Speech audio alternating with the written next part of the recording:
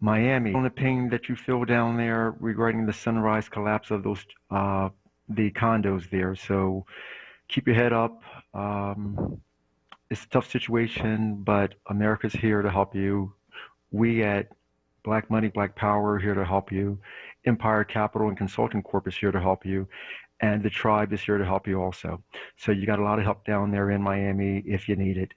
Um, Also, welcome to Chicago, St. Louis, Dallas, Houston, Salt Lake City, Los Angeles, London, Paris, Senegal, Ghana, Nigeria, South Africa, Ethiopia.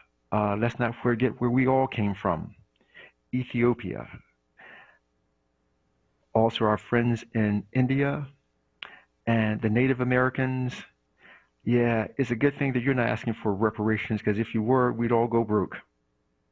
So, this is another episode of Black Money, Black Power, hosted by Mark Palmer, Chief Executive Officer of Empire Capital and Consulting Corp., a Philadelphia-based accounting and financial consulting firm with offices in Philadelphia, New York, DC, and Miami. And this is an absolutely another beautiful day in my neighborhood because of many reasons, including the fact that I get to share with you and you share with me information and ideas for us to do better and be better than we were before this day began. This show is about empowering you to get more money and use your money to improve the way that we live now. I firmly believe that Black Lives Matter from birth. So let's live like Black Lives Matter to each other. Let's be the change that we want to see. Rather than talk about change and want somebody else to do change for us, let us be the change that we want to see. So let's get to some truths because we got a lot of information to cover, and let me slow down the speed that I'm talking because I don't want to rush through this today. I really want to make sure that I'm communicating very well to you so that you get it, and then by the end of the show that you act on the information and ideas that we shared with each other. So let's get to some truths. There are only maybe about 4 truths that I really want to go over today, but they are rock solid. They are eternal. First truth: you cannot make money dealing with people that lie to you, regardless of why they lie to you. As a corollary to that first axiom, there's a corollary. Do not deal with crazy people. Crazy people are going to show you why they're crazy. Once you've determined that a person is crazy, then what do you expect for them to do? You've already determined that they're crazy. Crazy people are going to show you why they're crazy. Do not do business with crazy people. Trust you. Trust what you see and act accordingly. Truth number 2. There's been a lot of talk and a lot of emotions regarding Black Wall Street. And I understand the emotions behind it, but I have to ask, for all of the people that are concerned about Black Wall Street and talk about Black Wall Street, why don't you guys do Black Wall Street in your own lives? You're not willing to do something that you claim that you care about. So it might be a good idea to simply stop pretending that you care about Black Wall Street while you continue to buy from Amazon, or you continue to go down to the Chinese store and buy Chinese food in a place that doesn't hire any Black people. Some of these things are a little inconsistent, and I implore you to simply think about what you're doing before you do it. That's it. That's what I want you to do. Week after week, just think about what you're doing before you do it. It's how we change. We are so used, and other people are so used to us doing emotion and not thinking. It scares the you-know-what out of them to find a thinking Black person. They're very tough to deal with. let's be tougher to deal with. Let's think before we start doing things. Before we come with the emotion, let's think it through. Let's be better. Truth number 3. You cannot end racism by condoning racism or practicing it. If you do not like racism, don't condone people saying the N word in front of you just because they're the same color as you are, and then get itchy and get hostile when someone that's not of the same skin color as you use the same word. The word means the same thing no matter who's saying it. It is a pejorative. It is not a term of endearment by any stretch of the imagination. For those of you that use a word, would it be okay for someone, let's say a stranger, to call your grandchild that same word? To call your mother, to call your wife or your significant other, your husband? Is it okay for people to call your loved one that same term of endearment? Or is it simply a word that some people use to show utter disrespect and disregard for people that they think are less than what they are? So if you want to end racism, don't condone the racism. Don't. Because if you do, then other people are going to continue the racism, and then you're going to start your racism, and then the world just gets a little bit worse.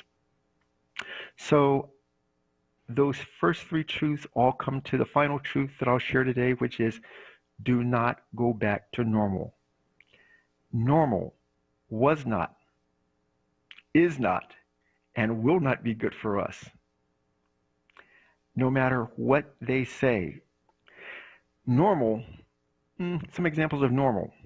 Normal is the average African American guy being caught up in the criminal justice system in some way or form or fashion by the age of 23 or 24. That's the statistical norm. That's called normal. Let's not go back to that again. Normal is for the same person to not know how to read well by the time they're in the 4th grade. It is normal. It leads to them going to jail. We don't want to see that happen. So let's not go back to normal. Let's read to our little boys and our little girls, to our grandsons and granddaughters.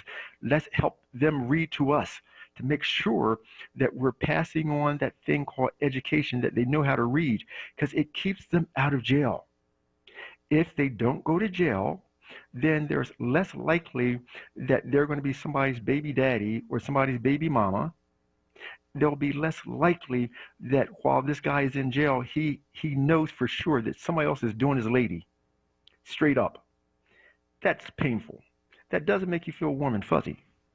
So let's not go back to normal. Let's not do the child support thing.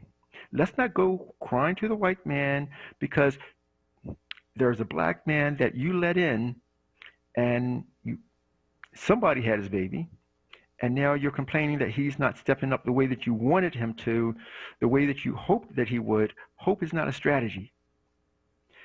Somewhere along the way, sometimes it's a good idea to accept some responsibility that maybe you missed the signals, that we help do the thing that we don't want to have to deal with. And let's change our behavior. Let's change by simply thinking about what we're doing before we do it. It's a way of not going back to normal. For those of you that have taken the vaccine, doesn't matter which shot, first shot, second shot, 15th shot, 80th shot, it's all the same thing. No problem. In the future, I'd like for you to think about what you're doing before you do it and ask yourself 3 questions. Is it true? Where's the proof? And does it make sense? So for all of us, for those of you that did not take the shot or the shots and are not planning on taking the booster shot or the booster to the booster or the booster to the booster to the booster to the booster shot, because you know it's coming, right? Thank you for using reasoning and for daring to dissent. And let's not be insulting to people that have chosen to do a different decision than the ones that we've done. They are still our brothers and they're still our sisters. So let us behave accordingly and still continue to treat them with politeness, even if they, whichever side you're talking to, even if they didn't do what we've done. Let us remember that we're still Americans, that we're still brothers and sisters. So let's behave like that. My brother does not have to do everything that I do. I will still treat him like a brother. My sisters that are out there, hey, keep your head up. That kind of reminds me of a Tupac song called Keep Your Head Up.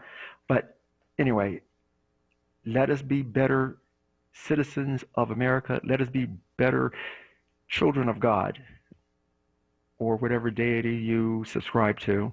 Let us be better at being us as a people, as an individual.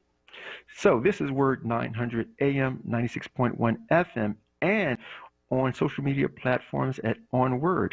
Our telephone number here is 215-634-8065. We're also at 361-0900. And of course, I can be reached at 267-581-5993. That's my personal cell phone. And apart from me losing it a couple of days ago and having a hard time reconnecting with it, I return calls fairly promptly within 4 business hours from the time they come in if you leave a voicemail. So I have tried to take some changes, because I had to do some changes too.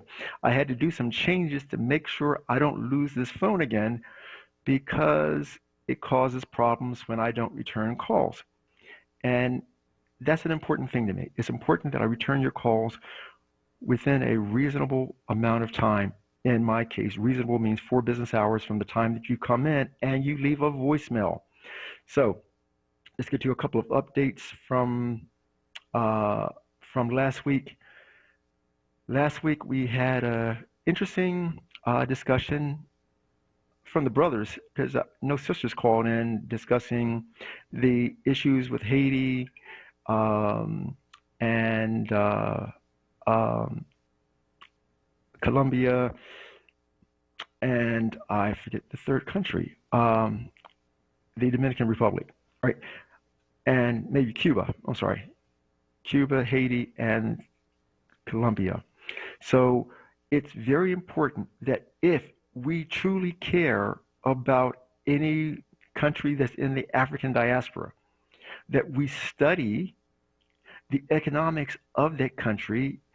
It's important for us to study the history of that country so that we have a better idea of what we're talking about when we talk.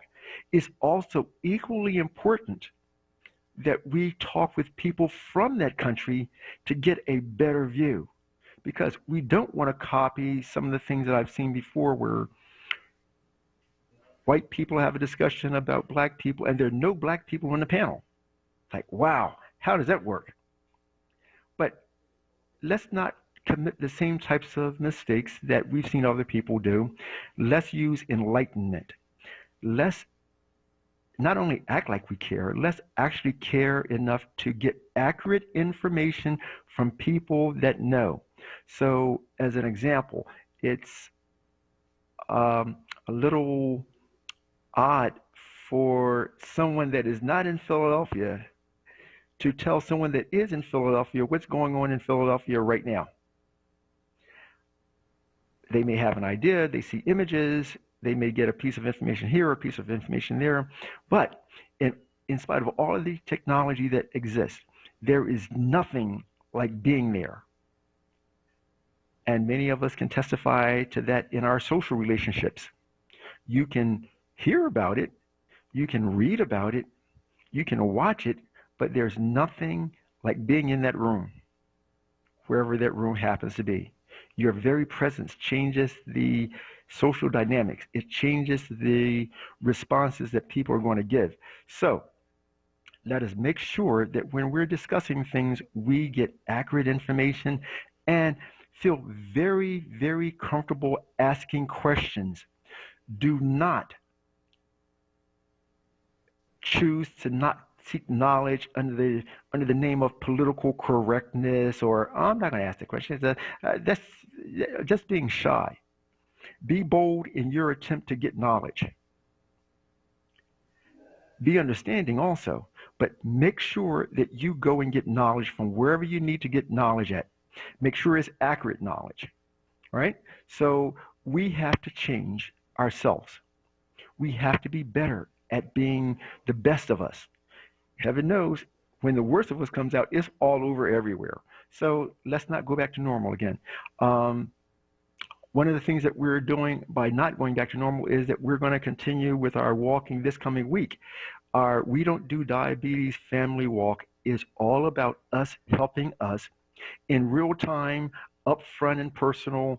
We walk on the Martin Luther King Drive, starting from um, the intersection of Kelly Drive and Calumet Street in East Falls section of Philadelphia, right next to the Schuylkill Expressway, or I'm sorry, not next to the Schuylkill Expressway, next to the Schuylkill River. And we walk for about 2.3 miles, rain or shine, hot or cold. Uh, it's a group of committed people that look like you and me. They're absolutely determined to be healthier in all aspects of their life, not just financially, socially, spiritually, mentally, physically. We walk not because any of us has diabetes, not because it's impacted our family directly, but it's impacted the human family. It has impacted our community, and we show our support for our community by trying to help not spread it, by encouraging other people that have diabetes or that are pre-diabetic or has diabetes all up in your family that your healthcare professionals don't give a rat's butt about, because they don't. All they're telling you is about COVID. And take a shot, take a shot, take a shot, take a shot, take a shot. But what about preventing the diabetes? Where is the emphasis on on reducing the number one killer of black people besides black guys, right? Where is the emphasis on that? And actually, now they were on the subject of black guys killing black guys. Where is everybody's concern about that? Chicago is still Chicago. North Philly is still North Philly. Um, Liberty City is still Liberty City. Where is the concern on reducing the deaths there?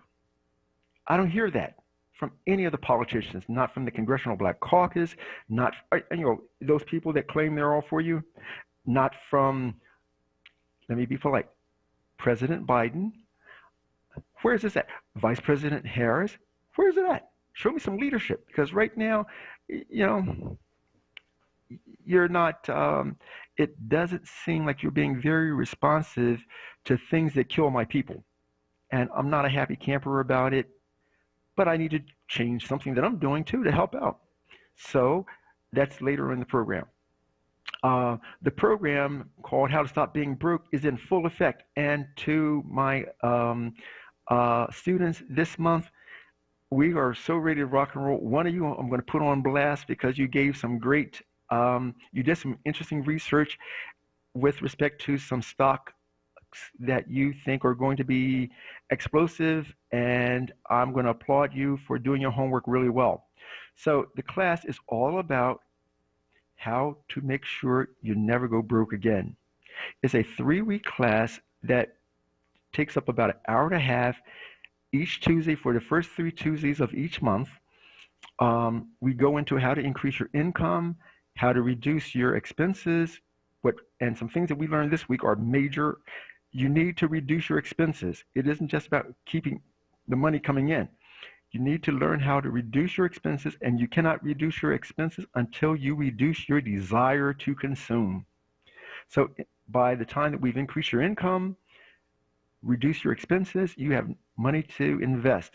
And this week, the 3rd week, we give the dirty details on how to get the information, how to to research stocks, how to look at charts, how to determine if now is the right time to buy or if now is the right time to sell. All of those things to make sure that your money makes money for you and you don't wind up doing silly things like keeping all of your money in a bank account where you are guaranteed, and I mean guaranteed, to lose. There's no ifs, ands, or buts about it because inflation is going to kick your butt. No matter how careful you think you are, you're going to lose on that. And for those of you that don't want to lose, let's invest. Let's get knowledge so that you have a happier ending. We can do that. The class, again, you might want to register for the class. The next one, the next class is next Tuesday, and then we shut down for a week or two, and then the next set of classes begins in August. We are getting better at teaching people how to accelerate their financial goals, how to make their money make money. I'm really proud and pleased of the attendees. They bring their energies, they bring their desire, their thirst for knowledge to the table, and we accommodate each and every one of them. So my co-host, educator extraordinaire Kim McGrory, helps facilitate that class week after week after week, nonstop. She makes sure that I don't go off on a tangent, as I am prone to do every now and then, because I get excited about the topic and I go and I do a deep dive into the subject, and sometimes it's a little bit more than what the class may be easily, then the class is easily digested at that point in time. So she helps keep me straight and make sure that the students learn the things that they need to know within the time they need to know them. So if you are tired of being broke, if you're tired of worrying about being broke, if you want to make your money make more money for you and not be fearful about it, take the course. Take the course. It's done remotely via GoToMeeting.com every Tuesday, or I'm sorry, the first 3 Tuesdays of each month. And we need to make sure that we are staying on track. I need to take a couple calls. Let's start with Eric from West Philly on line 1. Eric, are you there?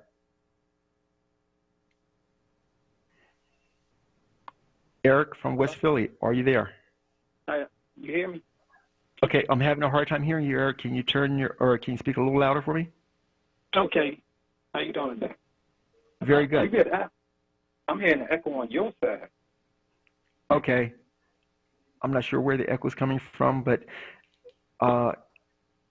what's on your mind? All right, how do you feel? First and foremost, how do you feel today?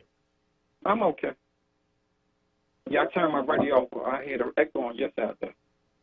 Okay. Perhaps if you turn your radio down some. No, I turned it off. I turned it off. Okay. All right, good. Basically, I just wanted to talk about the trauma piece. I knew I was dealing with trauma when I was young because I, experienced violence in the house and stuff like that.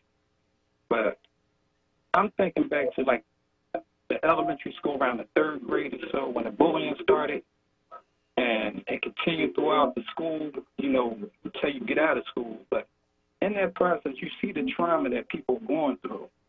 And I think a lot of problems we have in the day, one of the problems is people don't know how to deal with their issues, because when they're going through things, they tend to act out on other people. And that's what I saw a lot of. Talking about some dudes ain't had no problem raping women, shooting people, and it's like they make excuses and all this kind of stuff. So that's the part of trauma that people is not dealing with. They dealing with stuff and then they acting it out on other people. Because okay. I'm saying, go ahead. No, I was just going to say that the trauma I dealt with is like seeing your family members abused and stuff like that. But I've been trying to deal with it. It's just like it was hard to talk to people. Try to talk to your friends, they laughing about it, Try to talk to family, they don't want to talk about it. But we all dealing with certain stuff because they was there with it. So That's what I'm saying. We're dealing with so much stuff, and it's really hard to deal with when people don't want to talk about it. Okay. Help us to understand something real quick. All right. So, what are some of the signs of trauma that you went through that we as a culture should be aware of? And what is the best way for us as a culture to deal with it, to Well, help resolve it, personally or with help my prevent it family, first and foremost? personally with my family, I believe is they want to keep it quiet because it's probably hard to deal with. But from my understanding, if I'm a product of my environment, I have to look at where I came from. Now, my mother was dealing with stuff when she was carrying me and gave birth. My father was dealing with stuff. So both of them was dealing with trauma. And to the point when my father attacked my sister, where he had to go to jail. So I saw this at an early age. And that's what I'm saying. After that, this was before like the third grade and stuff. So I saw my sister being abused by one of my brothers, and they always was fighting back and forth. And then I get out the house, and I'm being bullied, you know. And then you see this constantly going on, people not talking. See, one thing that really struck me about the whole thing, no matter what we go through, when people don't want to admit that they're in pain, it's going to manifest itself in a different way. And that's what I'm saying. So what I'm trying to say is the way to get better is just admit, you know, what's going on, you know, deal with it, and stop, you know, telling these young men to pull, you know, just deal with it, or you know, stupid stuff. You know the saying, you know. Okay. We got to really get down and just like, look, we're going through trauma. We need to tell our stories. I mean, I don't have no problem telling my story. I was like, I'm dealing with the burden of it. You know, I'm carrying the burden, and I didn't participate. I just witnessed some things, and it's tearing me apart. So imagine if I would have been committing these crimes. I know what they're going through, but they don't admit it. Because I hear about these dudes when they go to jail, a lot of them just like, they go crazy, want to fight all the time, and they was like that on the street. So it's something going on. I'm looking at, like, my father was around in World War II, and the experiments they done on people back then really not being transmitted to the day because they covered it up. So if we can take tests of people from them eras to children just to see what's in their bodies, like a biopsy, just, you know, start building a database, that would tell us a lot. These people are suffering from stuff from, you know, past wars and stuff, chemical weapons, you know, warfare. So I think the bottom line is to just be truthful, because I had to get to the point where I had to tell my truth while I'm living a lie. You know what I mean? It was hurting that bad. I couldn't take it. And I was like, I don't commit crimes. I don't need the drugs and all that. But still, it's just like the stigma with us. We don't want to tell our truth. It's like they'd rather take it to their grave than admit that, look, at my father crazy. He was crazy. But what made him that way? You know what I mean? Okay. People just don't be born crazy. So that's all I wanted to say. All right. Thank you for sharing your story on how to overcome some pretty intense adversity. Thank you for listening to the show. And if there's some other ways that we can help you individually, you know, please reach out, give me a call at 267-581-5993, or if you have some other ideas on how we can help the family, because I'm absolutely sure that there are a lot of other people that have had a pretty serious experience such as yours, maybe even worse, and we haven't really healed yet, you know. We need to be better at helping us live better. So your experiences are more than welcome, so that we can share them with other people to help us get stronger as a group, as a whole. And I thank you for your call. I have to go on to finish some other things real quick, because we need to make sure that I put some money in some people's pockets today. And that's what we're going to do next after we talk about the tribe for just a couple of seconds.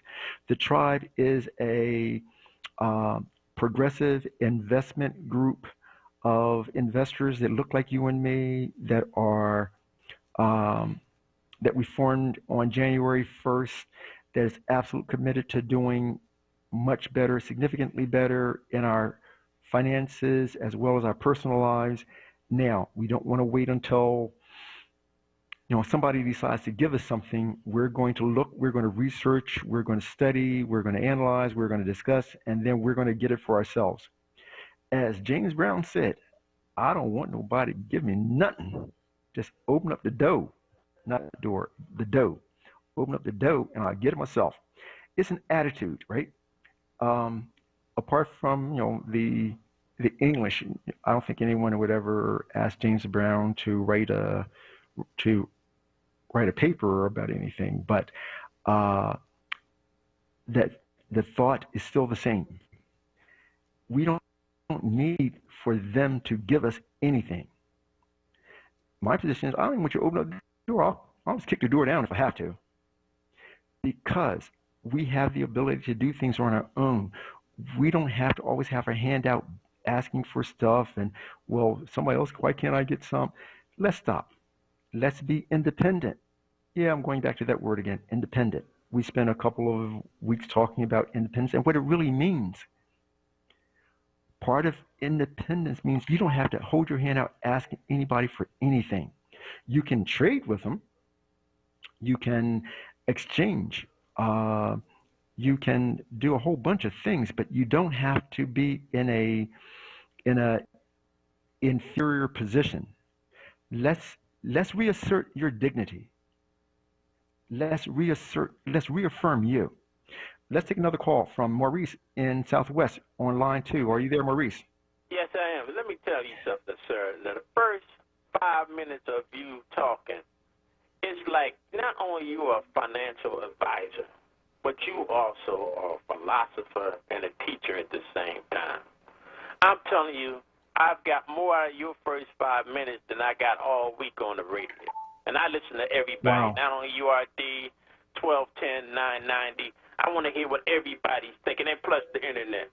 And I'm telling you, when people want to talk about slavery and they want to talk about Wall Street, every neighborhood is a black Wall Street. I keep trying to tell people, why are we crying when all we doing is letting opportunity go right past us? Stop complaining about the foreigners in your neighborhoods with the stores when we can sell the same thing ourselves. It's no elevator to success. You got to take the stairs. Yeah, if anything's worth getting, you got to sacrifice for it. But nobody wants to sacrifice. Everybody just wants something given to them instead of working for it. And that's the problem I hear. They talk about keeping us from voting. Well, if they want to put as many bills as they want, of course we're going to fight the bills, but that means that we go on a massive registration bill. When we give people discounts if they show up in black stores or any stores if you have a voter registration card. I don't see nobody pumping up, getting people fired up because we don't.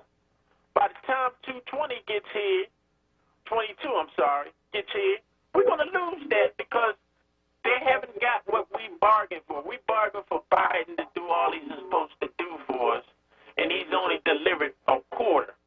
And that's not enough to keep people coming to the midterms. Even if he did 100%, we still don't go to the midterms. We need to be talking about getting ready for the midterms now. Don't wait till the first 6 months before it happens to try to get people pumped up. Having people's mind right now like the air they breathe. And they need to, with the courses that you teach, need to be teaching, I believe it should start at 10th grade. Kids should learn about things like that, because white kids, they learn about these things when they're young, about how the stock market and businesses and how to save and don't go to check cashing places, how to savings bonds when that was out. I don't even know it's out anymore. They know about these things, but we don't. All we know is I got to get paid now and show somebody that I got on some clothes that I can't afford. And we're not even buying the real outfits because the real outfits are not sold in department stores. They're sold in boutiques. So we don't even know what we're buying. So I'm going to let you finish up what you're saying. But I keep telling people we don't have a gun problem. Right now in Philadelphia, we have a black-on-black problem. What makes a black man or woman shoot another black person? That's the problem we need to solve. And that's because we only have, before COVID, we only had 2% owner of businesses in Philadelphia. And after COVID, we're probably down to 0.0. What do you have to say about that? I think you're absolutely right. Unfortunately, the problem isn't just a Philadelphia problem, it's a United States problem because in most of the major cities across the country, we have the same issue, right? Black guys shooting other black guys. Um, Somebody's calling the police on us because the situation has gotten out of hand, and that's how they chose to try to get it back in hand. And then they call the police, and the police don't respond the way that some people, whoever called them, would like for them to respond. Then everybody gets hyped up. Uh, it's incredible. It lacks logic for us to keep voting for people that look like us, and there's no real change. They are not addressing the issues that impact us on a daily basis, right? They're not. It isn't just the politicians, it's us not addressing the issues that impact us on a daily basis. We advocate responsibility to someone else to do something about our problem. That's plantation mentality. I'm gonna go call You're 100, Massa. you're I'm gonna go call 100% right Massa because because you better stop before. Because if I call Massa gonna come in and send his goons to take you out. that's right. Let me call the police on you. Why can't we just simply work our problems out between ourselves so that they don't escalate to a point where we're calling in people that will use force against you because that's how they're trained, and then you complain about how they're trained without knowing how they're trained, and then you want to defund the people that you keep wanting to call. There's a lot of uh, lack of connecting the dots here.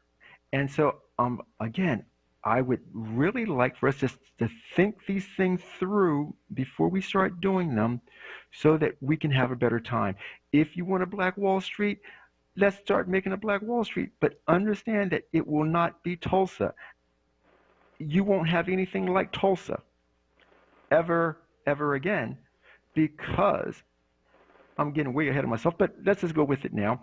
You won't have another Tulsa like what you had because you don't want another Tulsa because Tulsa, or specifically Greenwood, was the product of racism, overt, de jure, and de facto racism. You don't want that. It was not a good thing. Whatever you guys are calling Black Wall Street should never have happened in the first place.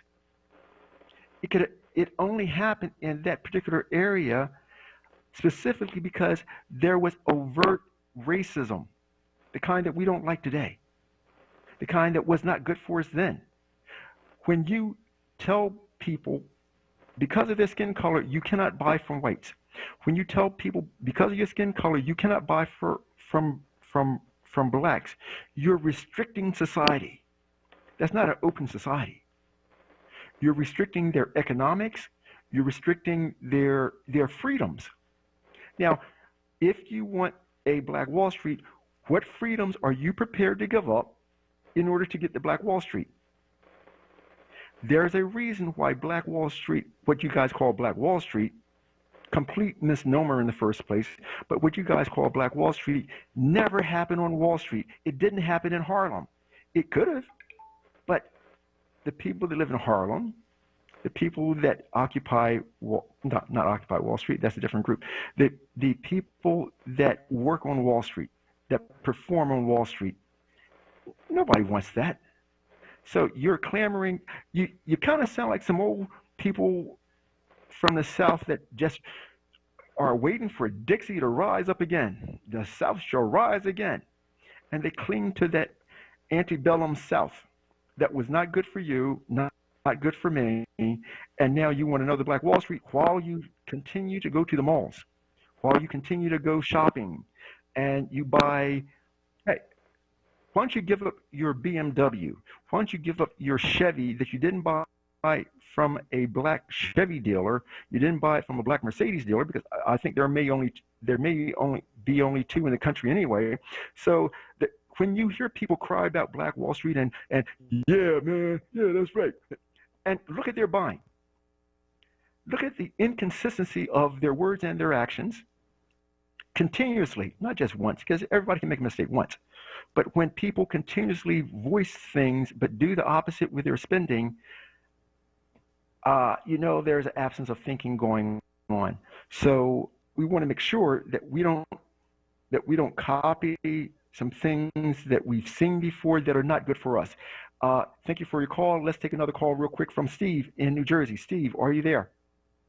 Thanks for taking my call. I haven't called you in about a month or so, but I listen to your calls all the time, and you always give some good financial information because I'm an investor. I told you a while ago I had. Steve, I'm having a hard time hearing you, so can you kind of talk a little louder? Oh, okay. Can you hear me now? Yes, that's a little bit better. Okay, yeah. So what I was saying is I always listen to you, always pick up your information when you get financial information. And the thing I wanted to say today real quickly, you were talking about the Black Wall Street. People forget about the one great man that we had. That was Marcus Garvey. Marcus Garvey had done something that Absolutely. I liked. You know what that was?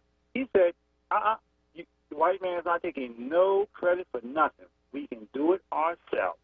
We don't need you to do nothing. And you remember he went through the Caribbean, and I think the Dominican, Puerto Rico, all through there, gathering up black people trying to set up businesses. We're not doing that today. We want the Democratic Party to give us something. And let me say this real quick. I got a funny feeling, and I hate to say it, Trump's going to win the election, and he should, because black people are terrified of Trump. And when has it not been when black people have been terrified of white people, they get the treatment that's going to happen for them? What I'm trying to say is they always get the opposite. They want something good to happen, they always get something opposite. Biden's in there, he ain't done nothing. All he did was make promises. The same killing is going on in our neighborhood. This COVID vaccine, I'm not taking it. Why are you putting pressure on me to take it? I mean, and plus the businesses that closed down. Most black businesses have been destroyed by this COVID thing. And now we're coming out of the math, the Walmart, the Walgreens, some of these big companies, they have made tremendous profits. So what I'm going to do is I'm going to sit back and listen the rest of the day. And can you do me one favor, if you get a chance at the end of the day or next week? Can you tell me that again? I didn't hear the request. Just one favor. I want to know who are the best pharmaceutical companies as far as prescription medicine. Give me the five leading ones when you get a chance. Wait. I'm going to make sure that I heard the question. You want to know who are the best pharmaceutical companies in terms of what? Yeah, that do prescription drugs. You want to know the best pharmaceutical companies with respect to their stock growth? Is that what I'm hearing? No, not the stock growth. Who do prescription medicine? Who writes a lot of prescription medicine? Like whether it's Merck, whether it's Novartis. Okay. Prescription drugs are going to be big in the next couple of years, so I want to know which companies are big in that. All right. Can you do me a favor? Can you text me your exact request? Okay. So that I make sure that I get it right. That the number I want you to text it to is 267. Okay. 581 5993. So I make sure that I get it right, and I'll share that information with people next week, because I'm sure you're not the only one that would want to hear that. Okay. I look forward to hearing you the rest of the day, sir. All right. Thank you much for your call. So let's get back so that we're on track. We need to make sure that we're putting some money in people's pocket this week. So, we know that the stock market has been holding steady, the economic indicators, and I want you to get used to hearing these terms. I want you to understand what they mean. Economic indicators, they are roadmaps that tell you what's about to happen before it happened, or before things happen. So we need to pay attention to them so that you know how to control your money. You know when to go a little bit more conservative, and you know when to go more aggressive based on the economic indicators. And one of the economic indicators that you should be paying attention to is the Dow Jones Industrial Average, also known as the stock market, the Dow. And that Dow has been steady for the past couple of weeks at 34,687.85, which basically means there's no expected downturn in economic conditions, right? there's nothing on the horizon yet that's scaring people to become more conservative. So therefore, you and your money can be more aggressive than what you have been. Feel comfortable doing that because the economic indicators are holding steady. You got a clear road in front of you. Accelerate now. Do not be shy about using your money to advance your interests forward. The same thing with the NASDAQ, which is at 14,427.24, and the S&P 500, uh, which is at 4,327.16.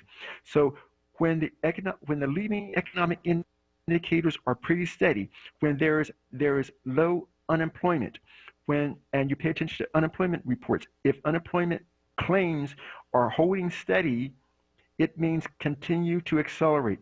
If unemployment claims start rising, when you hear that news, that indicator means, hey, you might want to start slowing down and start conserving some cash because things may get a little funky, may not. But if you have a bunch of indicators all pointing in the same direction, it means start retracting, start delaying your spending on unnecessary things. Uh, let's get to Brother Spread Love on line 3 real quick. Spread, are you there? God bless. Elder Brother Good to Black hear you. Money Ross Palmer. I am, and how are you, sir? Can you hear me? Yes, I'm having a hard time hearing you, but how do you feel? Give God the glory. How you making out? Yeah, I'm doing pretty good. The heat doesn't bother me at all. I have found the right tree, and I have a slice of pie. So Well, I'm that's good. what's up. Get some lemonade. Be in the shade. Everyone, please take it serious, though. Worst There thing you go. about the heat is by the time you feel it, that's too late. You know? All right. So everybody, please take it easy. As always, we give thanks for our brother Mike on the boards, always doing an amazing job. The entire WRD family. And, we always give our hearts out to everyone who's suffering. Thankful for everyone working to make it better. And we always take into consideration all incarcerated, especially incarcerated Yes. falsely free Mumia. And, Brother Palmer, I was going to just volunteer a couple things real quick. Number one, this is from Brother Nick Talaferio's show. Maybe about a month ago, he was interviewing somebody. I forget the doctor's name. It was a brother man who was talking about, his philosophy on what's going on. And he said something I hit on real quick that I could identify with. He said, the problem is he didn't oppose desegregation. He said that was useful. But the problem was integration. And he gave the example that with the Jewish people, when they were desegregated, because, Jewish people used to be banned from participating in things. He said that was desegregated, but they still maintained their own. They didn't forsake their own to integrate into someone else's. So I think the more we can implement that strategy and help each other implement that strategy, we can benefit from it. Also, he had Nick Talaferio had an empress on the show a little while ago, and she said something that I think strikes home. She said that the problem isn't the violence. Violence is just a symptom of the problem. And I think if we can start looking at things from that perspective, we can get some things done. That's on the philosophy side. But me, I'm about to get to the money. So two things I wanted to mention real quick. Did you get to check out my man Carv, how my man CARV been doing? Yes. Okay, you know what I'm talking about. Next point. I was made aware of something, and I'd like to see if you could comment on it for us, called Genesis Blockchain. So the people Okay. are talking like this is going to be the next money. So I was going to ask if you had any input on that for us, and your opinion, and the way you could define it so that people like me who ain't too bright can understand it. And I can hang up the phone if you want as well. Okay. Genesis blockchain. Yes. I'm looking it up right now real quick.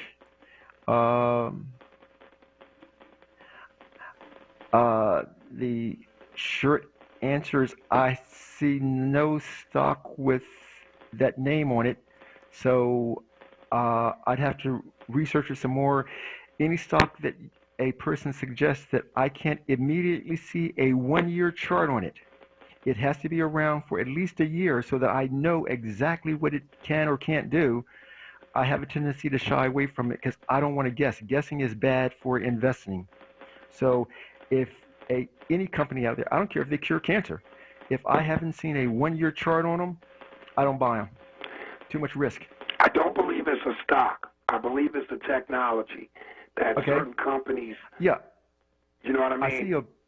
I see a bunch of blockchains, but I'd have to research it in order to render an opinion on it. I have none right now at all. I look forward to hearing your input on it.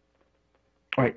Thank you, sir. I appreciate it. So let's take another call real quick from Rashid in West Philly. Rashid, are you there? Yes, I'm here. Can you hear me? How do you feel, Rashid? I'm fine. How do you feel? Good, good. It's a little warm in Philadelphia right now, but as I said, I'm under the air conditioning and there are a bunch of trees around me and it looks pretty good. So for those of you that are not or in air conditioning, drink a lot of water, hydrate. Let's keep you healthy. Check on the other people that are in your circle. Just because. You don't need any particular reason. Just check on them today anyway. Just tell them hi. You haven't spoken to them for over a year. Call them up and say hi. I just want to make sure you're still breathing. Yes. Okay. My question is, how do you invest in black manufacturing companies? Okay, I'm having a hard time hearing you. How do I do what? How do you engage in investing in black manufacturing companies? Okay, what I thought I heard is how do I explain investing in a black society? Black manufacturing. Oh, black manufacturing. I think that it is absolutely necessary for us to grow as a people to invest and support black manufacturing. And furthermore, I could make a real strong case for how that can occur is you simply stop buying anything that black people haven't made. Just stop. Stop buying the clothes, the sneakers, the handbags. If you really want to be pro-black, then be pro-black all the way. Don't half step with it, right? That's black manufacturing, right? We can manufacture anything that's on the planet, anything that's already done. I firmly believe that there are some black people somewhere that can assemble the resources, assemble the technology, assemble the knowledge, and we can do it also. Some of them are major capital intensive, but we have enough capital that if we wanted to launch satellites, we can launch satellites. We can build satellites. We can build communication systems. We can build an electric car. Yes, we can. But we have to open up our minds to that possibility. Yesterday, I was in a place called Cape May, New Jersey. First time down there. I went to this winery down there. This guy had a winery, and let me share with you that this guy bought 125 acres in South Jersey, opened up a winery that was going down the tube. They were selling about 12,000 bottles a year. They're now at 60,000 bottles, which is a 500% increase, right? Now that company is doing $6.9 million. The average net profit margin on any vineyard is about 25 to 33%. So basically, the guy's now netting $2 million a year, right?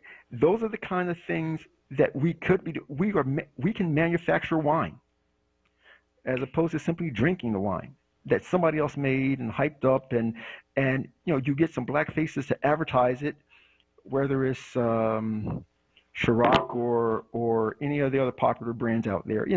It's hey, let us manufacture stuff. We can do this. So if a person is so pro-black, then be pro-black all the way. Stop buying their stuff. If we didn't make it, don't buy it. If we didn't grow it, don't eat it. But that presupposes that you'll start growing your own food, which is a really great idea for you to do so that you know what you're putting into your body. It helps. What does it help? It helps cause this thing called preventing pre-existing conditions.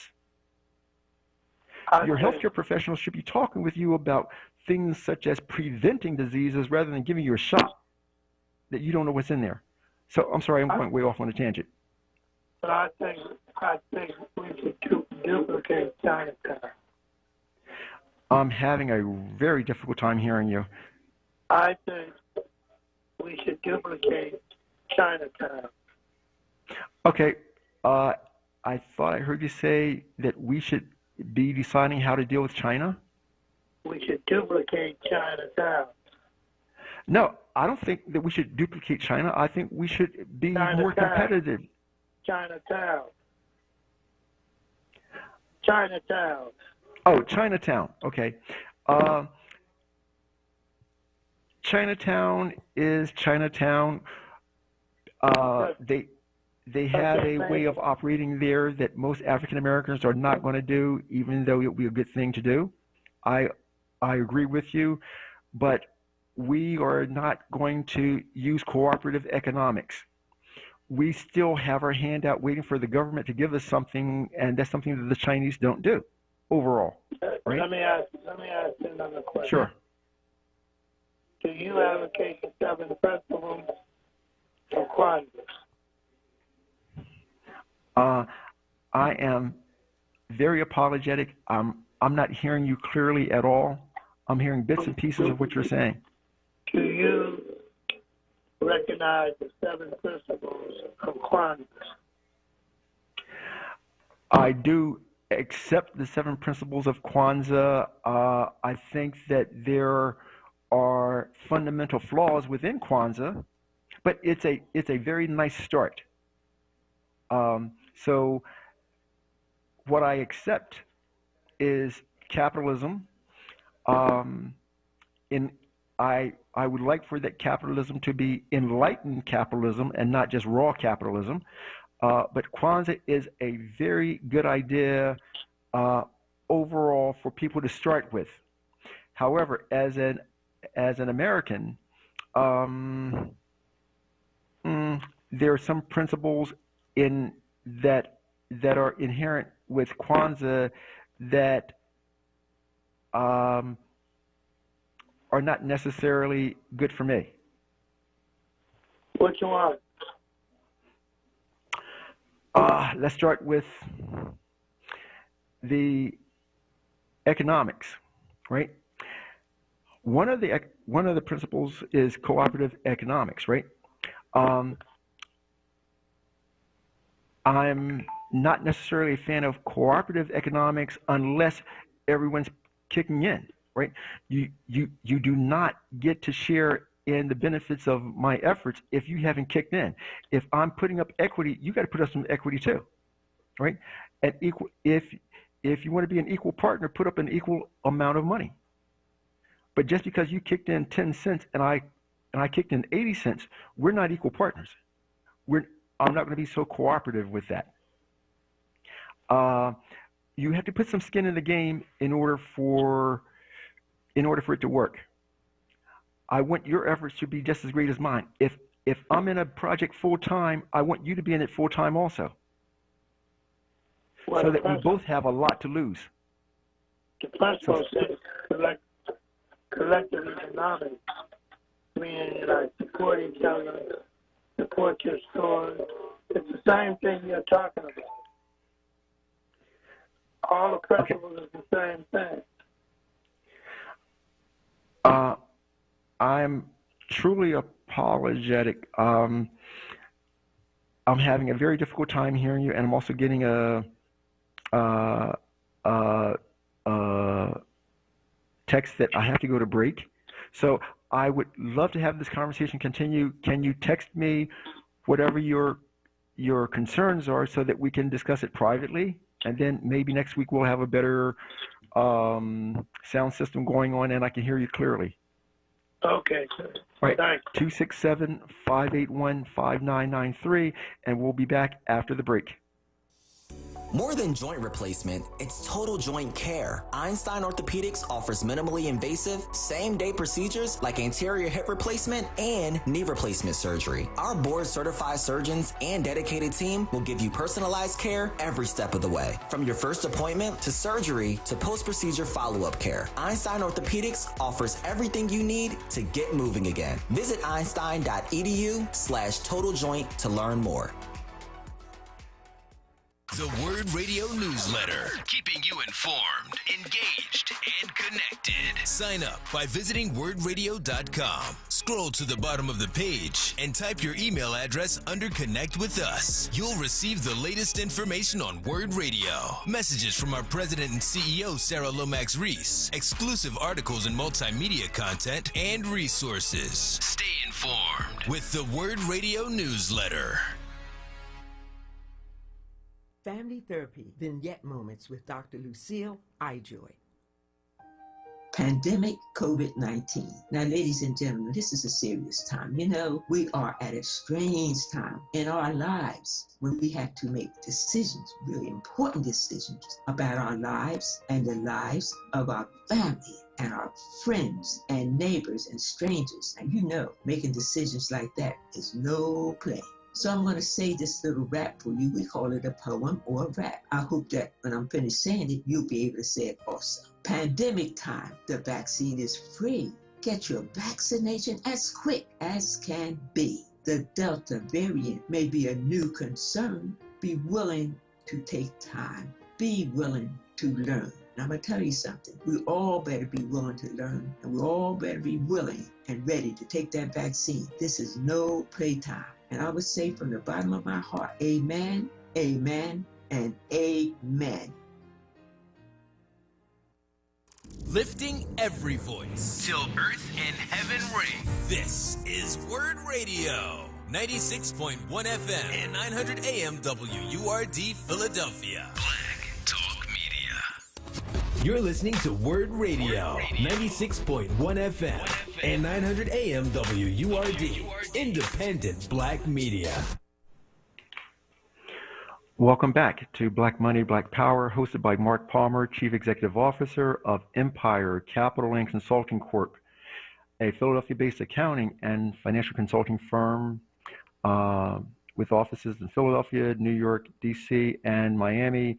And most importantly to you, the guy that's going to put some money in your pocket right now. So if you are not fearful and you want to move ahead this coming week financially, then you might want to consider buying what one of my students that's in my financial literacy class, I'm going to put you on blast, so because I appreciate what you did, right? Part of the class is that part of learning how to pick stocks is that some of the students have to pick 2 or 3 companies and then tell me why they've chosen those particular companies and give me some facts behind their selections before we actually buy any of them, right? So Miss Jeanette, I won't say your last name without your consent, Miss Jeanette came up with some outstanding picks this particular week. So I'm going to share those with you because I strongly agree with her homework. So understand that while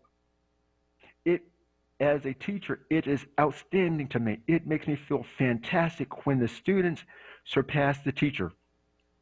And this one particular student, as has students from each of our classes, they've came up with some pretty good suggestions. But this one I'm going to share with you because she works really hard at trying to come up with some great ideas. So this week, my suggestions is the same as her suggestions, which is to buy Penn National Gaming, stock symbol PENN, for all kinds of reasons, including some of my original reasons for buying it back in December. Football season's coming up. It is a major online gaming company. Online gaming is going to continue to do big. This company does extremely well in September, October, November, and December. And then it'll take a hit after the Super Bowl happens. Then it'll come back up again in August and towards the beginning of September. As I share with you week after week after I'm sorry, over the past 2 weeks. Let me not exaggerate. Over the past 2 weeks, start stockpiling your cash right now because come September, you're gonna need to buy some stocks because they're going to do very well. So, as a suggestion, this one particular company, Penn National Gaming, stock symbol P as in Peter, E as in Edward, N as in Nancy, N as in Nancy, does very well. Will do very well over the next uh, 8 weeks, 12 weeks. So you might want to start getting into position now while it's a little cheaper, and then hold that position for about 13 weeks. After 13 or 14 weeks, we'll take another look at it and see if it's time to sell or hold steady and see if we can get more growth out of it. The second company that she suggested that I strongly agree with is a stock called ABB Limited. And ABB Limited, basically, they specialize in robotics and especially the robotics that has a long-term potential. This particular company has been an industry leader since its inception in 1987, and it currently it is the number two automated robot and supplier or automated robotic supplier in the world. So they've got a strong marketing position, strong branding position, and robotics, a form of technology, is going to grow exponentially. You're not going to get away from it. So those are my two picks for this week. If you want more picks, then you got to be part of the tribe because the tribe will get these two stocks that I suggest, as well as more that are in certain price points that are very attractive. The tribe is a membership organization that of African American investors or black investors that look like you and me that look for undiscovered opportunities to do very well. One of the principles that we love is that as an investor, we have to see what no one else can see before they see it. It is a fundamental cornerstone of great investing rather than just investing. We like to do great investments. So we look for opportunities that no one else can see before they are discovered, and then we capitalize on them. So let's take a couple more calls from Myron in Mount Airy. Myron, are you there, and can you speak up a little louder? Myron, are you there on line two? Yes, I am. Can you hear me? Yes, sir. Can you hear me? Raise your voice at me like I owe you $10 million. Can you hear me now? There you go. Much better. All right. Okay. You had a couple of callers earlier that mentioned something about he was curious about investing about the vaccine stocks or something of that nature. But okay. The fastest I got a little information that I came across a few days ago, and one of the main stocks markets will be biotechnology, especially in regards to medicines, vaccines, and as you can see, we have the variant of this virus, COVID-19 virus, and they have what they call long haulers now, where as these people are being remaining sick even after they get the virus. So I would suggest that I'm right here in the street here. Suggest that people take a look at it to see what good stocks are in that particular market. And it's a friend of mine, and it's a friend of everybody's that can easily do this. And it has one name. It's called Google. Also, next thing I mentioned last week, last week when I talked to you, when you mentioned something about indicators. Yes. And by me being a day trader, both, I buy stocks also, but being a day trader, that, it's a car on fire. Anyway, being a day trader, I was able to find out information concerning the oil industry And I Right. did some research, and I came across some information in regards to Saudi Arabia and OPEC. They were supposed to have been working in some type of deal, and you had one message being put out there that they were close to a deal, or that they had made a deal, or that the deal might fall through. Well, anyway, in any sense, when I yesterday when I went to make a trade on crude oil futures, okay, sure enough, by that information being up and down, that oil futures for crude oil stocks went like a roller coaster, up and down. And I just wanted to share with your listening audience how important it is to pay attention to indicators as you keep mentioning over and over. Thank you for your time. You're welcome. I agree with him completely that if you want to be a good investor, you have to pay attention. You have to study, and it's okay. You know how to study. You study a whole bunch of things. You know how to do this, so stop being afraid, right? Your fear is going to cripple you. It's going to hurt you. There are people like Myron. There are people like me. There are people like Spread Love. There are people like Christian. There are people like Manuel. There are people like Kim. There are lots of people all across this country that want to help you to do better, right? But you've got to stop being afraid of us helping us, and then you go and you pay your fees to some guy that doesn't want you to know where he lives, that you can't go to his clubs. And that's who you give your money to? That's who you get your advice from? But you won't take it from people that call into this show that are telling you straight up without charging you anything. It's not just me not charging. It's some of the other activists that listen to this show that have called in. They are kind enough. They care enough about you to tell you some great information, and then you don't take it. Wow. What do you say about that? And then you talk about independence.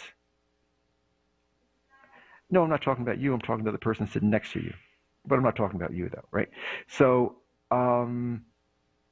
we, as a people, we have to be willing to just listen to us and help you to do better. That's all this is, right? That's all that it is. So get out of the fear. Go get knowledge. Knowledge comes from simply asking the question. Do not be afraid to ask people questions. Going back to education, I need to make sure that I squeeze this in real quick before we take a couple of more callers. There are 4 things that you have to do, or there are 4 things that you can do in order to substantially elevate your financial position. Number 1 is get an education, also known as reading a book. Number 2, buy stock. Number 3, buy some real estate. Number 4, either buy or start a business. By buying a business, that means either in whole or in part buying one that's already started by someone else, or partnering up with someone else so that you guys can have a better experience together collectively. If you do any of those 4 things, you don't have to do all of them. If you do any one of those 4 things, you're going to move ahead. Your question should be, do I want to move ahead now? If the answer to that is yes, I want to move ahead now, then spend $15 and buy a book. The book that I'm going to suggest that you read this week is, and this is kind of going back to the international theme, I'm looking for it again. It's called Reforming the Unreformable. Reforming the Unreformable. Lessons from Nigeria by, now I hope I say this person's name correctly, Ngozi Okonjo Iweala. And I'm going to spell that. N as in Nancy, G as in George, O as in Oscar, Z as in Zebra, I as in Ivan, first name. Last name is O as in okay, K as in kite, O as in Oscar, N as in Nancy, J as in Joe, O as in Oscar, hyphen, I as in Igloo, V as in Victor, E as in Edward, A as in Apple, L as in Larry, A as in Apple. Read the book because it's all about being able to reform something that previously had been written off as unreformable because they were so corrupt. Their society was in such disarray, and yet out of all of that rubble, that confusion, you get this humongous economic juggernaut called Nigeria. And what worked in Nigeria, some of the same principles can be applied to Haiti. Some of the same principles can be applied to Chicago, Philadelphia, New York, Miami, Dallas, St. Louis, East St. Louis, and West St. Louis too. LA. You can turn your world around, your environment. You can turn your block around if you use some of the same principles that are in this book. But let's read the book to find out what does work, what has worked, and what doesn't work when you're trying to reform a community. When people have written your community off, when people have written your block off as unreformable, oh, it's just going to heck in a handbasket, and people are shooting, and the police aren't acting right, and the neighbors aren't. You can reform the unreformable. I think was an excellent title to the book. I suggest that you read the book, get an education, so that we can stop believing the hype, stop drinking the Kool-Aid that someone's been handing you that just isn't true. There's a guy that used to come on the radio named Reggie Bryant, and I used to, really enjoy how he would close. And paraphrasing, it isn't the things that you know that get you in trouble, it's the things that you know that just aren't so. You think you know something, if it's just not true, because you never go asking for proof. Let's get knowledge so that we know what we're talking about. Not hearsay, not rumors. Let's get some facts in. So, I'd also like to share with you that what I'd like for you to do is let's prepare the next generation for success.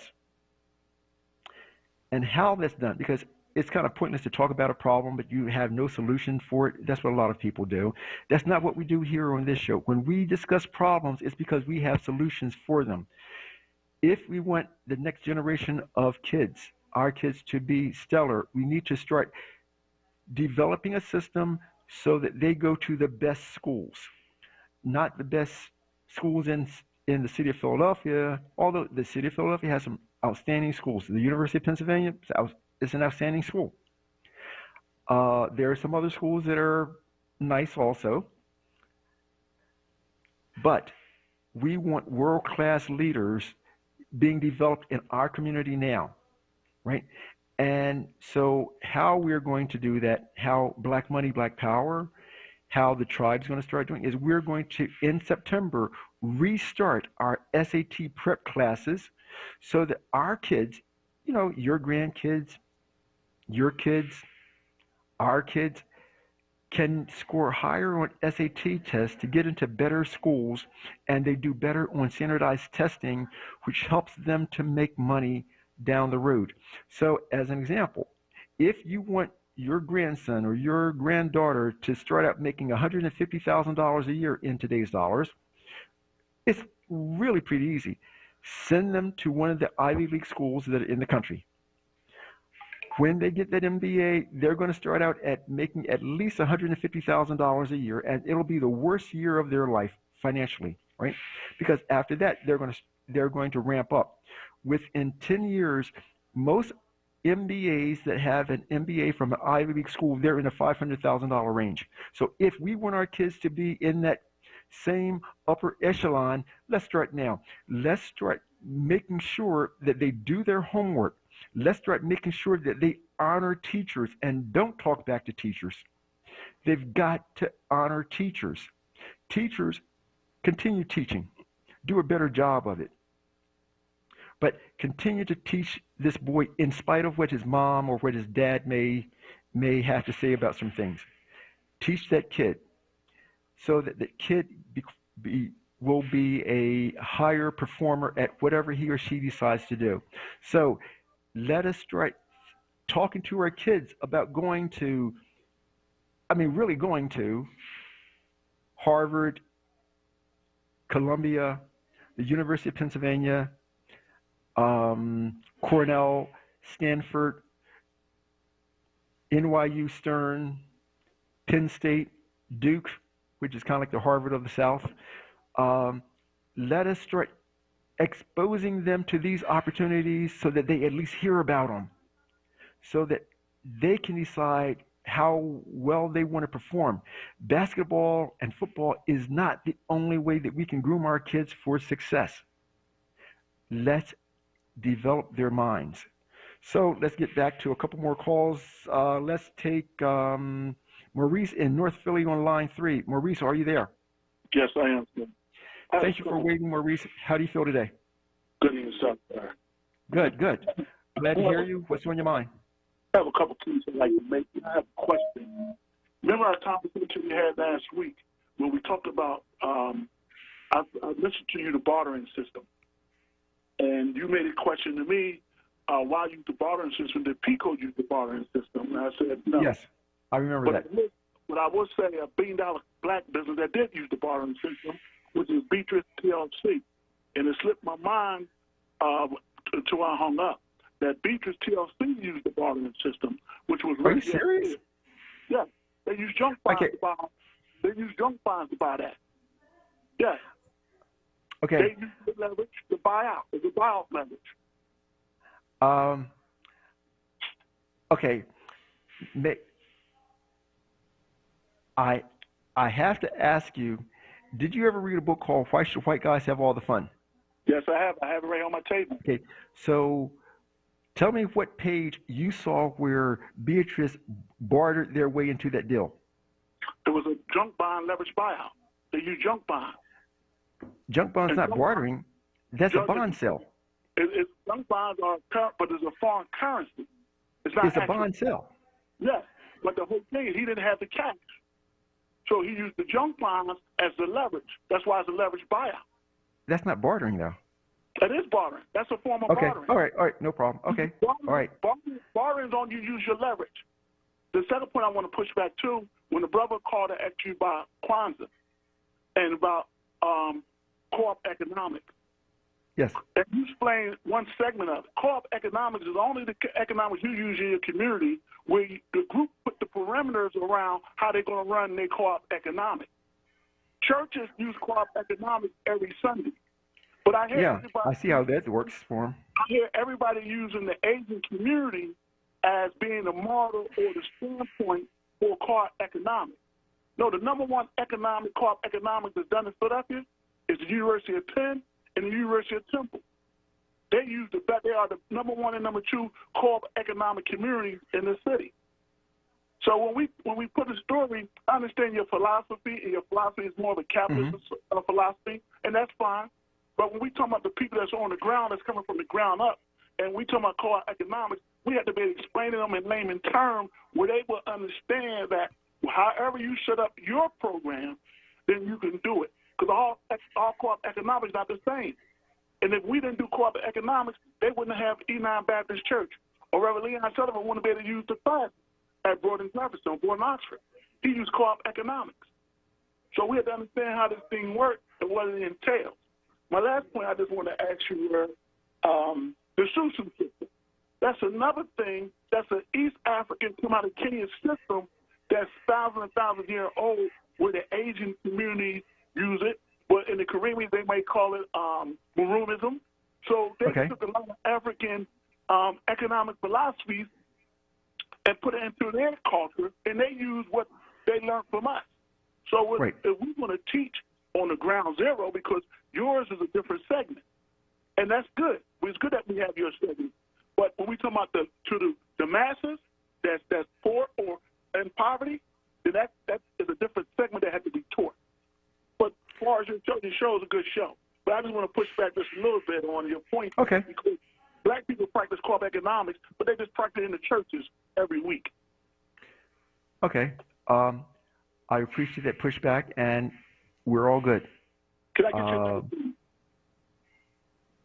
it's very important for everyone to understand that two people that have read the exact same book can can agree overall in principle, and on some of the details maybe not exactly see eye to eye, but I give major props to him for reading that book because he knows some stuff, and his opinions are not to be discounted even if we don't agree on it, right? That's what we need to do. That's what I would like for us to do more of. We can have discussions where we don't agree on, yet we're not becoming disagreeable about things. Cooperative economics within the churches, we can discuss that. I see how, that cooperative economics within the church realm has fared for most blacks. I mean, it leaves there are some shortages somewhere, but it's important for us to understand. Let's read, let's discuss things that we may not be in complete agreement with, and then decide to move forward collectively, because that's how it works. You've got the last word, sir. Can I get your phone number, please? Can you do what? I'm sorry. Your phone number? Yeah, I'm sorry. 267-581-5993. Again, that's 267-581-5993. Okay. I have one last question. And I heard Yes, you sir. said you're going to start this SAT thing back again, which is good. Absolutely. Have you had a chance to see the GED test? Are you familiar with the GED test? Tell me that again. I'm sorry. The GED. Have you seen Yes, it? yes. The GED I am test? familiar with it. Right, and I believe that the GED test, the test of the GED and the information that's in the GED test really prepared you for the SAT test and for any kind of vocational training. And this is the stuff that we don't get in school. So when I had a chance to look at it and to go over it, I said, well, this is the thing that we need if you're going to talk about vocational training or to uplift your skill set to be able to take these kind of courses. I'm A-okay with that, because at the end of the day, they are both standardized tests. And what we want to do is help our people do better at improving their standardized test scores, regardless of what the test is, whether it's a civil service admissions test or entrance test, whether it's a GMAT, LSAT, MCAT, doesn't really matter. We need to actively take our lives in our hands and educate our kids. That is the point. And I'm really pleased that there were people that had participated before. We still need some more teachers that want to participate. We need your input also. So feel very comfortable. Give me a call after the show to share with me some of your ideas on how we can make it better. I'm more than open to that. And we have to take our next call. Thank you for calling. So let's take another call quickly from Derek in Colorado. Derek, are you there, sir? Yes, I am, Mark. I like I said, you Hi, Derek. It's good to hear from you. How do you feel over there in Colorado? Well, it's kind of hot. It's very smoky here. They've had some forest fires in the mountains, and I'm telling you, the air is not good at all. Not good at all. And anyway, I have some. You mentioned about there's some points I want to bring on to some questions, and you talked about reparations. And one of the things I had, and I wrote them down, and I'll go through every one of them. And it says not every one of them, Derek, because we may not have enough time. But tell me your main points. But I'll mention 2 or 3 of them. Okay. Okay. What happens once we get reparations? And will that end affirmative action? And what about disadvantaged businesses some black people will get? Another one I have is, I know they have a South African company where they produce cars called Innocent, I believe so. Some really nice trucks. And the other one I have for you is What about, have you ever heard of Dr. Claude Anderson? He's this black economics or something like that. And his thing The name is to sounds have familiar. yeah, he says every black person to move down south, and because he said we could purchase everything in the south, and there would be, I guess, glory or whatever. And this your comments on the ones on what happens after reparations, and if you're familiar with Anderson and the African Car Company, and also Dr. Claude Anderson about every black person moving down south for. He's got a book called Power in Economics or something like that. I've read it.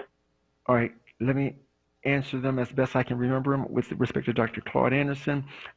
Interesting idea, however, it's not going to happen because if every black person is not going to move back into the South, although to this day, most black people in the United States still live in what's considered to be the South. That's a strange thing to me too. But to this day, most black people in the United States still live in the South. It is not going to happen that you're going to tell a bunch of New Yorkers to move down south unless you're going to force them, and they're going to resist that. You're not going to tell people in LA to move into the South, and they're going to willingly comply with you. If you start trying to buy up all the land that's in the South so that black people can live there, then do you have enough money? Right? Because land value is still land value. They're not going to give it to you for free just because they want to get rid of you. In other parts of the country, if you increase the demand and you restrict the supply, the price has to go up. They're not making any more land in the South. So if you have a bunch of black people trying to buy in there, the price is going to go up. In which case, you're transferring wealth over to some people that are happy to not be around you in the first place, and then they'll go somewhere else. Or some of them will be die-hard resistors, and they'll stay. Well, anyway, so with respect to Dr. Anderson's idea, interesting idea, I don't see that working no way, no how. With respect to reparations, in the super unlikely event that you get reparations, that's a ticking time bomb that everyone's going to be claiming that they should be entitled to reparations, and then the country goes broke, or at some point somebody's got to be told no. So most of the country is not going to go down that slippery slope because it's never going to end. If you are given reparations, it means that you will not continue to receive supposedly the benefits that they're giving you now by affirmative action or set-asides or whatever they want to call it, that they don't really give you too much of it anyway. That would clearly stop, because you can't get money that you will then quickly give back to the people that have been oppressing you and then ask for more help. That doesn't make any sense. So if black people are given reparations, what about the Native Americans? Shouldn't they get something? Because the whole thing was their country in the first place. So who's going to pay the Native Americans for their land? Are the black people that are getting the reparations, will they give part of that money to the Native Americans? I don't think so. Will white people give up even more money to the Native Americans? I don't think so. So let's move on with the next. Oh, I'm sorry. So what was your third question regarding the African car? It was dealing with the African car company, the Nigerian, Anderson. I think it's Anderson. It looks like some really nice trucks. Have you heard about that? Producing. They're going to have a very tough time penetrating the U.S. market, and because they're having actually they can't even penetrate the African market very well. They're trying to. They're making a few inroads, but the U.S. market is still going to be dominated by the Japanese, the Koreans, and the Germans, and the Americans, because Ford and GM are not going to be giving away too much. Chrysler is also ran. Chrysler is a perpetual third wheel here. The only hope that the African country that the South African country has is if the Italians, if Fiat decides to sell Chrysler because they can't turn it around either, then they may have an inroad if they have enough money. But chances are that if Chrysler comes up for sale again, it'll be bought by the Indians, and Tata Motors will make significant inroads into the American market and sell $8,000 or $10,000 cars that Americans will surely want to buy. Any other questions? It was a Nigerian car. It was an innocent. That was the only one. I really appreciate your comments, and like I said, and I one last thing, and I'll let you go. I keep on hearing black people don't, but the black people do support each other, because I've known sometimes some of the black businesses, I can say, this is just based on personal experience, they make it very hard for you to do business with them. And I can point out just two things. A lot of them did not take credit cards. A lot of them did not take checks. They just wanted to give them cash when they did work for you. If you're doing repair work, this is based on my experience. Right. There's a reason why there are a lot of black businesses that don't take credit cards, because the credit card, one, you got to be able to qualify credit-wise. Your credit score has to be acceptable, and two, that credit card companies will charge anywhere from 2.8% to 4.1% of the total purchase, and many times that's a little tough for many businesses to give up on. So that's why many businesses, including some black businesses, don't take credit cards. Black businesses are not the only ones that do not take credit cards. I went to a restaurant in South Philly a long time ago, before I knew any better, and they didn't take any credit. It was cash only. Great food. The place was loaded with people that looked like they just came straight out of the Godfather movie, and I decided not to go back there again. So there are lots of reasons why businesses don't take credit cards. So it isn't just black businesses. Yes, we as black business owners, we have a tougher way to go. Many of us are first-generation business owners. We are prone to some first-generation mistakes. We make those mistakes, and then we try to recover from them. We don't continuously make the same mistakes over and over again. So understand that many business owners, including white-owned businesses, make the same kinds of mistakes. Treat us the same way that you do the white guy. That's all. Don't treat us any better, but definitely don't treat us any worse. Real quick, I sold those credit card machines, and they were actually very easy to get. From when I remember selling them, and also taking checks too. A lot of them don't take checks, but I think that was the older crowd. But the younger crowd, okay, I think they're starting to realize that they're doing checks and they're doing the credit cards, and the younger people they're reaching out and they're getting black and white. And when you go into some of their stores, you don't know if you're in a black restaurant or you're not in a black restaurant or a black-owned business, because it's run very professional. Right, exactly. And that's how it should be, that we as business owners, black, white, Asian, Latino, we try to do it right. Most of the time we do get it right. Sometimes we get it wrong. But it should never be a case where you can tell whether or not this is a black-owned business or a Hispanic-run business or not. I look forward to the day that I see a black-owned Chinese restaurant. That would be an interesting thing to see. So if any of you out there know of a black-owned Chinese restaurant, let me know, because I would love to put them on blast and say congratulations, ask them how'd you do it. Thank you for your call, Derek. Let's see if we can get one more in. Let's take Teresa in South Philly. Teresa, are you there? Yes, I am. How you doing? Hi, Teresa. How are you? All right. Are you staying pretty cool down there? Yes, I am. Good. I wanted to ask you a question. I was introduced by my girlfriend about funding in this thing called a hyper fund, but I wanted to know if it's real. I'm not sure or not. Have you ever heard of a hyper fund? Okay, can you repeat? Hyper I have not heard of a hyper fund. Okay.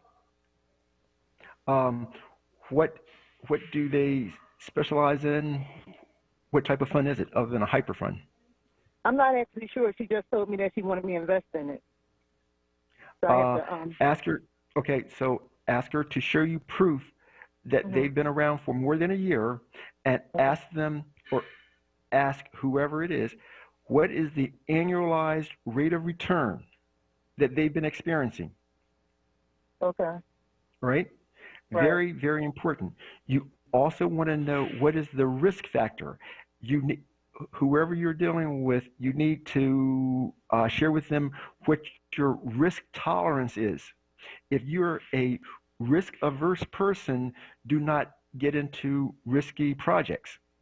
Right. If you're only put up enough money that you're comfortable losing. If you're going to do it, only put up just enough that that you won't go out and go ballistic if it turns into a loss. But what we want to do is prevent the loss, and how we do that is by make them show you the proof that they are very profitable, so that you're not guessing. If you have to guess whether or not it's going to be profitable, do not invest anything. Okay. Let's not go for the maybes and let's hope and cross our fingers, or say a prayer for the venture, because I'm sorry for laughing, but that doesn't really work too well. Okay. Now, do you have any classes? I'm sorry, do I have what? Do you have any classes? Yes. The financial literacy classes are how to stop being broke. And if you give me a call after the show, I can give you the details. I kind of want to make sure I get at least one more caller in. Okay. 267-581-5993. Okay. And I'll be able to give you a lot more information about the classes and answer any other questions that you have regarding the investment that you are considering from your friend. But regardless of where we get our investment information from, if the person that is delivering it does not give you enough reasons to say yes, and I mean reasons, not emotion, they have to give you reasons, and you have to ask for proof of the reasons. Right. If they don't give you enough reasons to say yes, take the default position and say no. Okay. There are plenty of very profitable places to put your money at, and that's why we do research. All right, great. So you don't have to guess. All right? All right, thank you so much. Thank you for your call. And let's take another call. Vaughn from Germantown. Let's get down, Vaughn. Good afternoon. Are you there? I heard you say there is a black-owned and operated Chinese store in Philadelphia, but I don't know the name of it. It is. And, where's the address? Tell me the address. I don't know, but I heard people talking about it, and I thought they were out of their mind. But you can find it if you look for it on Facebook and however you Google. You'll be able to find it. But I really called about the reparations piece. What I heard you saying, that how would that be dispersed? And what's interesting to me is that anytime it comes to black people, getting what's really deserved to them, based on what happened, it's always, well, what do we do with this or what do we do with that? But we're just talking about black people getting reparations. And, I feel for other people, but other people did get something from the government just for them. Because the Indians, they did get reservations in territory. Japanese citizens who were wrongly put in internment camps, they were paid reparations. They were in internment camps for about 4 years.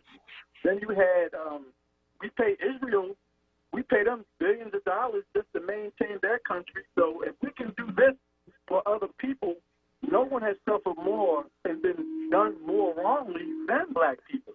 Even when slavery ended and, black people really had to go and just do for themselves and have their own towns, counties, they were even overrun when they were being separated, when they had to do for themselves. So if anybody is owed reparations, they have to find a way to get that. And reparations is not just money. It should be territory. It should be land so that black people can govern themselves. That's what it should be, in my opinion. Okay. Interesting thought. So, just curious, do you know what the total land size of the U.S. is? I would say it's about 6,000 square miles. I mean, not 6,000 square miles, but would be, it's huge. Right. I know that. Okay, so, all right, regardless of what the number is, would you say that if the Native Americans had the whole thing, originally they had the whole thing, and now they got a it said, do you think that was a fair deal for them? They got paid something. They It owned wasn't a fair deal. every inch of this land at first. It was theirs. Right. And then, so now they've got half of Oklahoma. They've got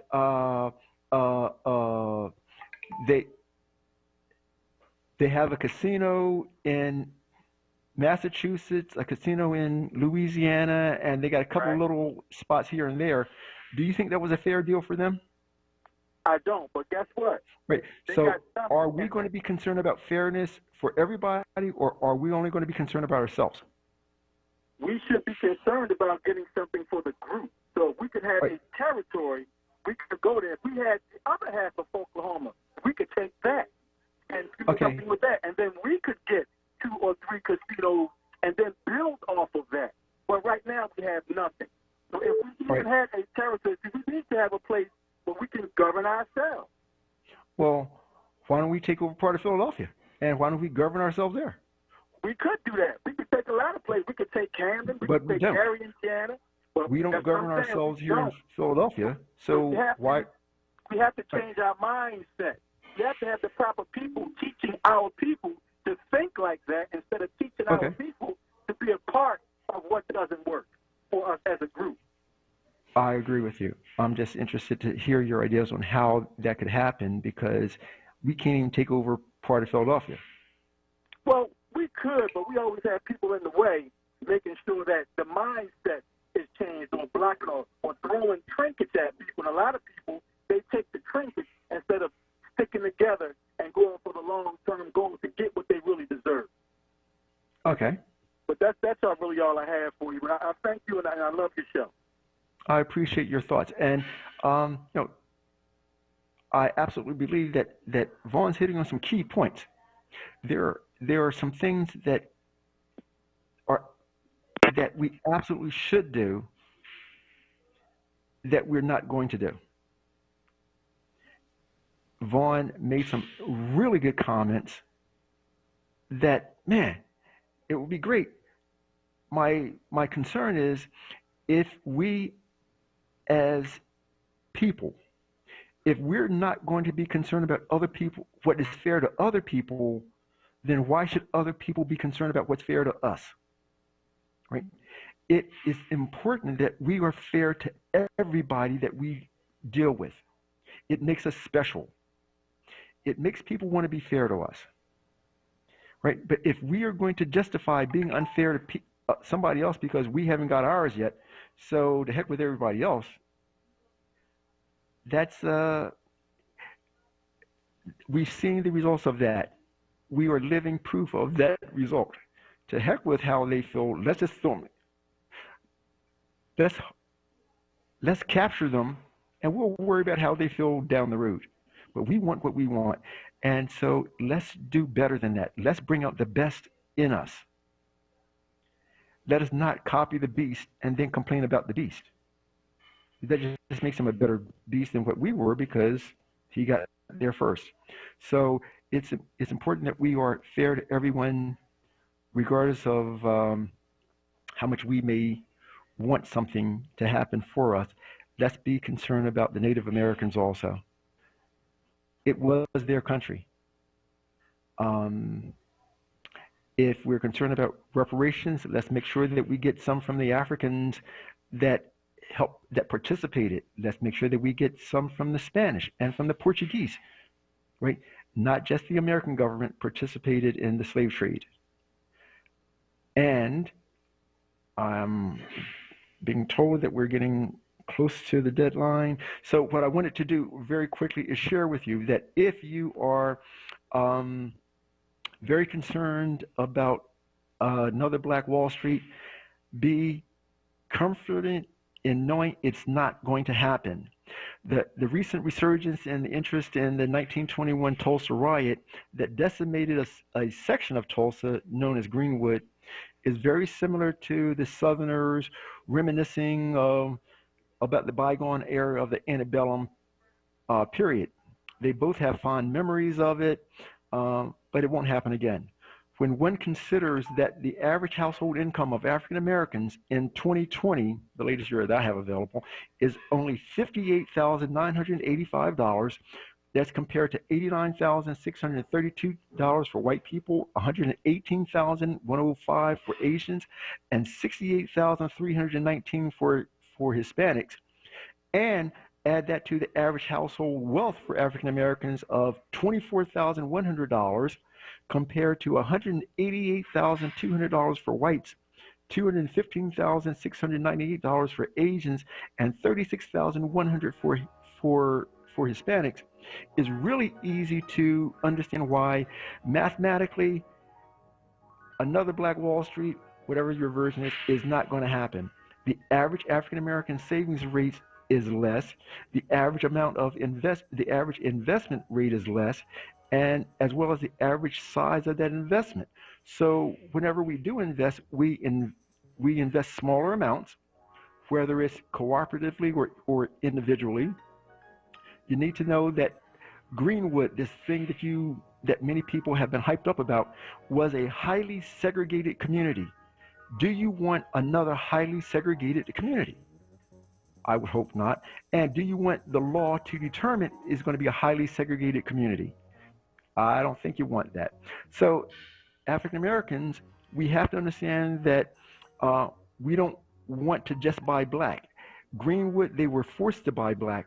Do you want someone forcing you to only buy black? What are you going to do with your cars? What are you going to do with your homes? What are you going to do with your food? And what if you're only allowed to buy black hair?